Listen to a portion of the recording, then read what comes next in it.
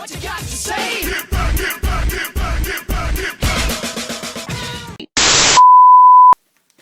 Hey guys, welcome to Picks of the Week. These are my comic books that I picked up Wednesday, the 19th of August, 2015.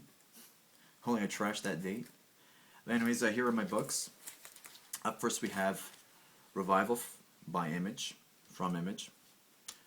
It's pretty cool to see issue number 32 plastered there on the cover. I can't believe that it's been 3 years. This week is going to be 3 years that I've been on YouTube. And I remember this being one of the first books I picked up that summer. Absolutely fell in love with it the first time I read it. And I love following this totally mysterious storyline that Tim Seeley has provided us with. One of my favorite parts about Revival is that every issue we get to see a revelation from one of these main characters.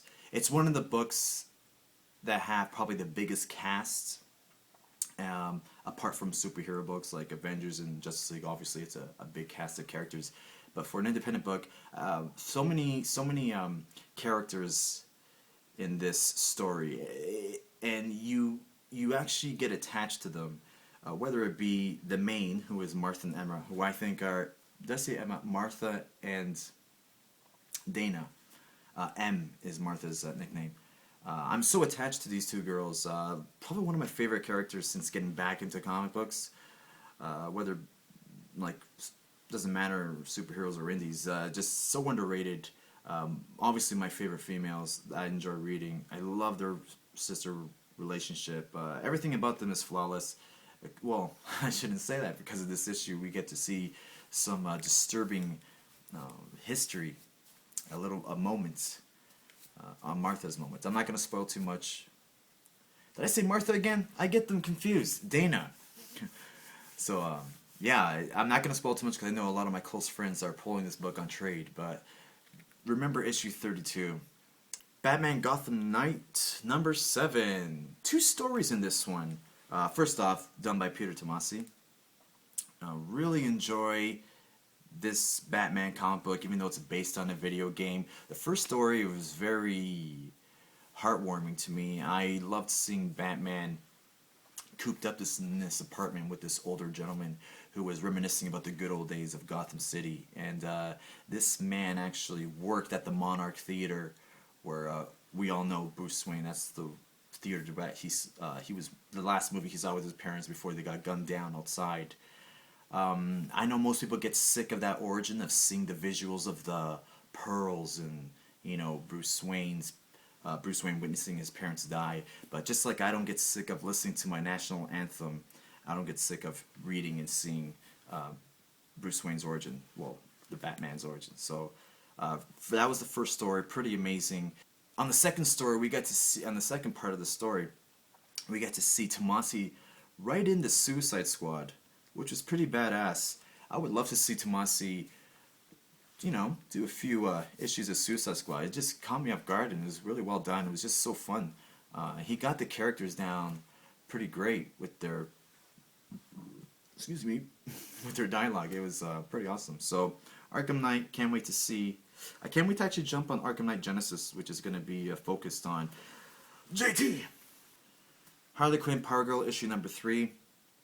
This mini takes place from a story arc that featured Power Girl. That story I enjoyed better over this one.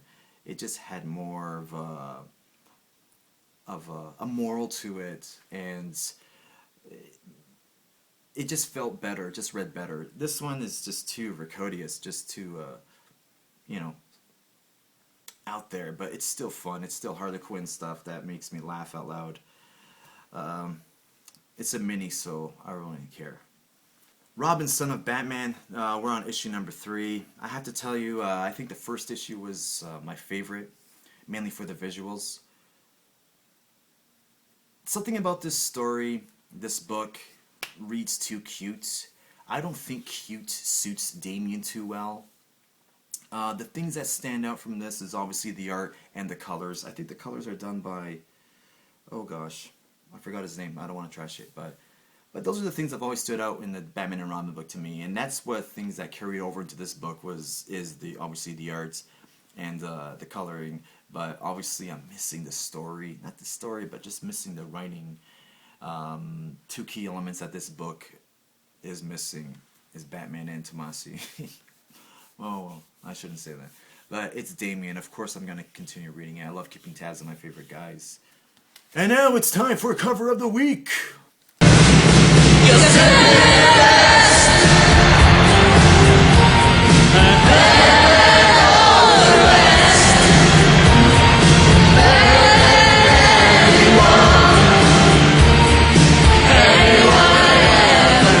As T would say, this is Secret Sucks number 5. I just bought this for the cover, obviously. I haven't read it, but I might read it later on. I don't know, but I just love this Bombshells, a variant of Harley Quinn. G.I. Joe American Hero number 217. The only person I know that's pulling this book is actually Dr. Monkeybot. I like the first part of the story. We got this monologue of Storm Shadow. I'm really into the ancient samurai and the Arashikage, did I say it right?